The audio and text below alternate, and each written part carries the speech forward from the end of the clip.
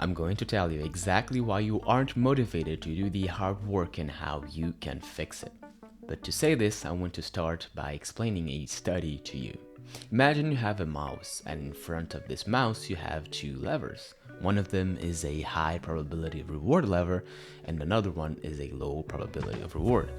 You can imagine that naturally, after learning, the mouse would prefer the high probability of reward lever, but this also applies to our lives. And if you had to choose between an activity that gave you a certified reward and one that gave you a possible reward, we can already imagine which one you would choose.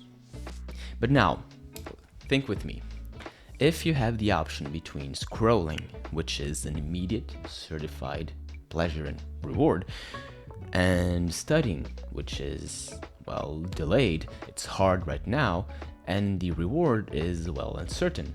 You might not even pass the test, even though you studied. Well, we can imagine that naturally you will choose studying, and this is not your fault. This is our brain's natural way of functioning. And this all goes back to our brain's reward system. So let me explain to you. Basically, our brains are comprised of neurons. Neurons are basically these almost like pieces of a chain that are interconnected in our brains. Basically, you have a big chain that transmits information from one side of the brain to basically another side or another part of your body. This is neurons. Now, let me tell you about the anatomy of a neuron. I want you to imagine that we have the, well, cell body, an axon, and then the terminal, right? And you can imagine this almost as a tree, right? I know my drawing isn't particularly, well, artistic, but stay with me. Here we have the cell body, and the dendrites, which are these little, well, almost like branches, are what's going to receive the information. The axon, which is this long tube, basically transmits electrical current, and here we have the terminal, which is where, well, the neuron is going to connect to another neuron and thus transmit the information. And this contact, so the extracellular space, the terminal and the dendrite of the second neuron is called the synapse. And let's zoom in to this synapse. We have, so the, well, terminal of one neuron. We have the dendrites of the other neuron and the extracellular space. And this, again, is called the synapse. And to be more precise, the space between the two neurons is the synaptic cleft. But all of this vocabulary you do not need to know. How does the connection and the transportation of information work? We have inside of the presynaptic neuron, so it's the one that's before the synapse, some neurotransmitters, which are chemicals, which are inside a few vesicles. Basically, it's like you imagine we have three people inside of a car, right? Three or more people inside a car.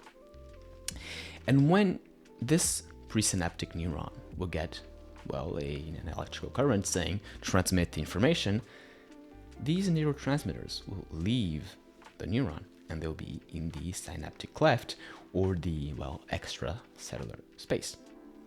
And in the post-synaptic neuron, meaning it's the one that comes after the synapse, we have receptors for these neurotransmitters. And you can imagine these neurotransmitters almost as little balls or even bouncy balls. They will bind to the receptors for a few seconds that will transmit the information, and then they will come off, and they will either be destroyed by some enzymes or reuptaken into the presynaptic neuron through something called a transporter. But well, this doesn't matter instead for this video.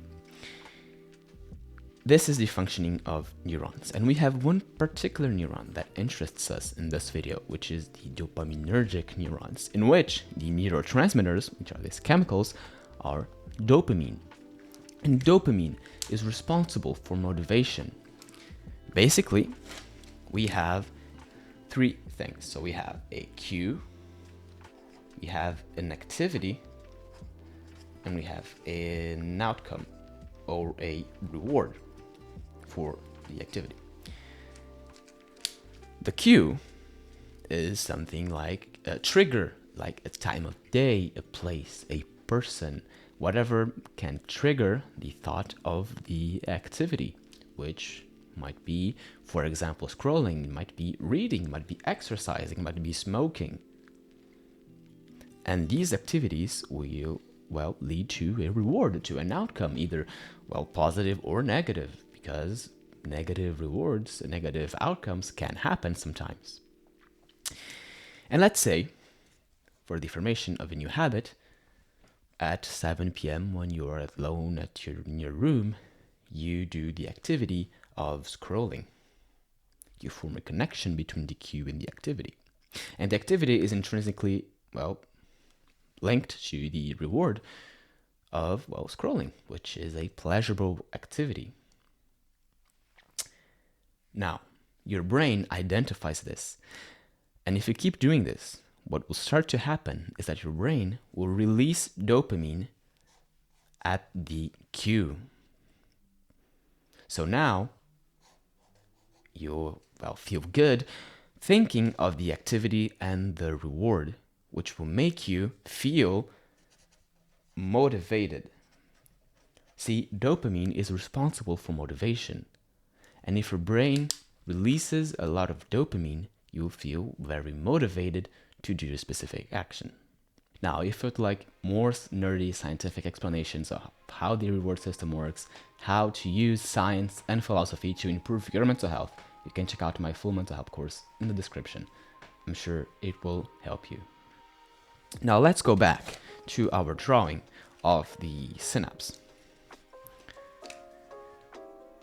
We have naturally some dopamine going and leaving our presynaptic neuron and going to the postsynaptic neuron.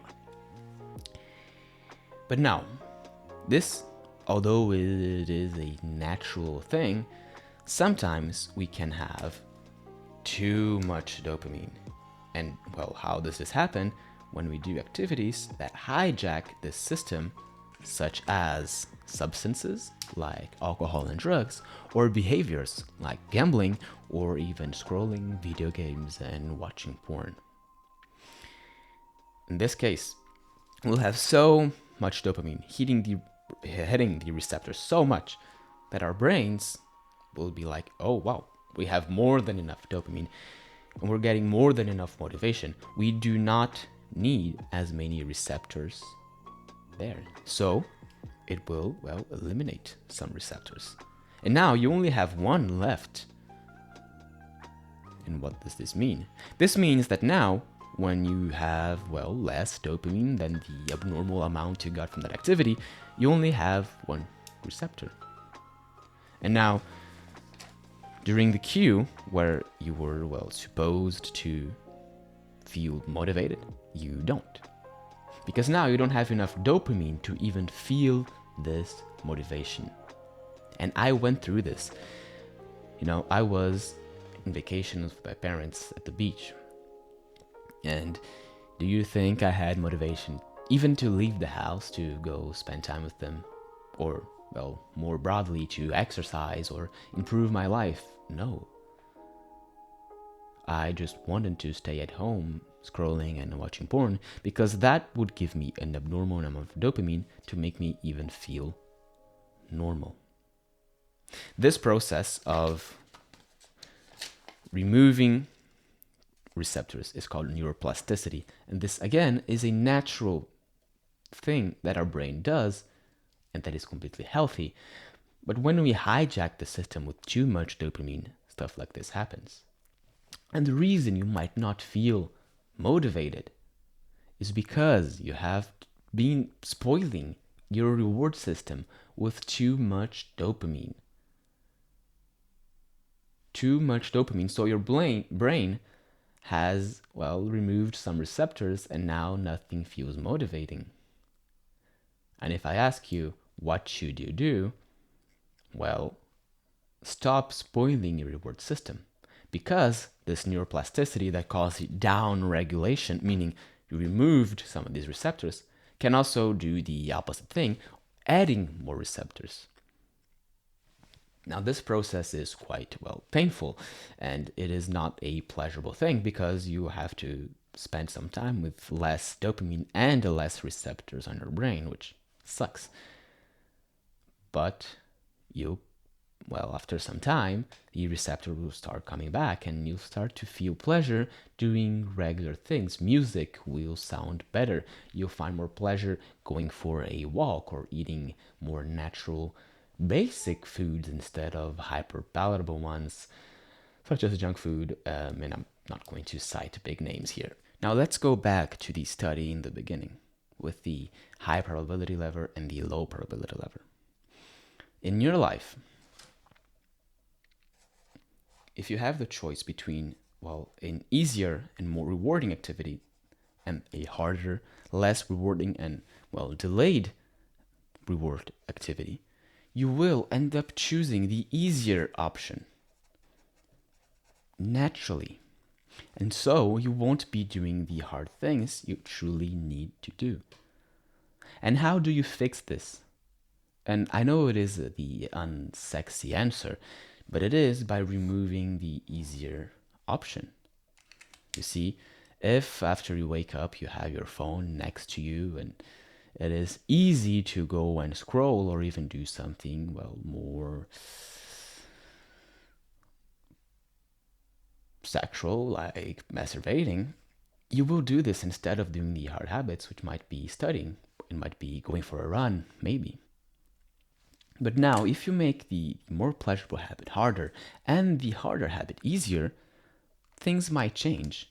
If your phone is in another room, if it's, well, completely turned off, and if your studying material is ready as soon as you wake up, you have a cup of coffee, you have some coffee ready to be made, you naturally might end up going for studying. And if overall you do less of the easier, more rewarding habit, the harder habit will seem much easier and better.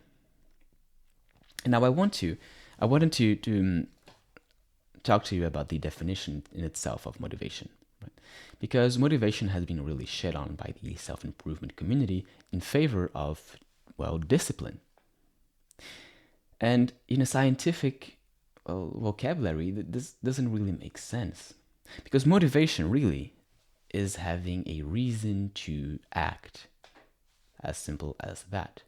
When you are disciplined and you do, well, a hard habit, you are still motivated because you still have a reason to act. Motivation isn't just feeling good. Dopamine is responsible for motivation. What we traditionally in the self-improvement community call motivation is when the effort needed to do an action is, well, lesser than the reward for that action. And what we call discipline is when the effort needed is, well, greater than the reward from that action. And here we would need, well, discipline. And here we would be motivated. But truly, motivation is these two cases. And now, I'm not telling you this to be a dumbass that's like, actually. But what we need to understand here is that we can actually manipulate both of them, right? So, in the case where we are motivated, doing the action seems easy. And if I told you to go for a 1-hour run right now, in exchange for $1 billion, I'm sure everyone that's watching would, well, go for a run. Because the reward is so high, the effort pales in comparison. But the thing is, if I don't give you any monetary reward, it is, well, the reward of running is delayed. And the effort sometimes seems greater than the reward. And if I ask you, then what should we do to make some hard habits easier? Well, it is by decreasing the amount of effort needed and increasing the, predicted reward. And how do we decrease the effort needed? Is by decreasing the friction needed to do one habit. If you want to start studying in the morning, you should have everything ready the night before so that as you wake up, the natural option is to go study. If you want to start going for a run, you might have the running shoes ready and whatever you use for running, so maybe a smartwatch or your phone, ready for the run. And this will decrease the effort needed to do so. And you do this as well by reducing the amount of options you have, because the effort is also saying no to other things. The effort needed to study in the morning isn't just to get yourself to study, it's to say no to scrolling, it's to say no to sleeping late, and you should make these other options harder. And for the reward, well, how can we manipulate the reward? Well, you can give yourself some rewards, and I'm not saying to say, okay, if I go for a run, I'm going to eat McDonald's or something, but you can actually manipulate your brain in a way. And this is really interesting, right? So you can make yourself feel extremely grateful and proud after a run, the same way you can just make it feel like it was nothing. And in the first case, it is much more rewarding, much more special. So you need, after a run, or after you do any habit that you're trying to introduce, to, force yourself to be proud and happy and feel good for doing the habit. And you can manually generate thoughts of, gratefulness, of, being proud. And this is what I do after running, right? Because going for a run might be hard, but after you are running, sometimes it does feel good. You have some music, you're vibing. Then after the run, you feel good already because we have some feel-good hormones that are released, right? Serotonin after exercise. But you can also do this with your thoughts. And if you force yourself to be grateful and proud, the reward will go up because you'll chase that feeling of, great gratitude, because it is an amazing feeling to have. And in essence, this is really how you increase your motivation.